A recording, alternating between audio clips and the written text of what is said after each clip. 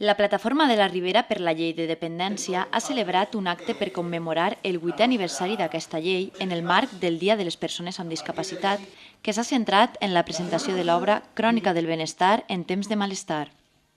Estic molt satisfet de que precisament avui, el Dia Internacional de les Persones amb Diversitat Funcional,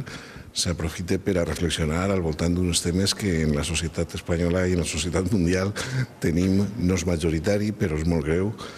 Gustavo Zaragoza parla al seu llibre dels efectes que la crisi econòmica ha tingut i continua tenint sobre el sistema de benestar al nostre país. Fins al 2014,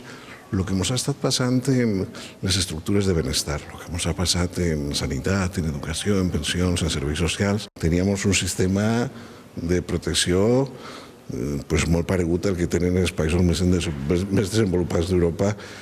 i estem en risc de perdre intensitat. El cor del SEAM va posar la nota musical a la vesprada i el duet L'Aixeta va realitzar una actuació benèfica.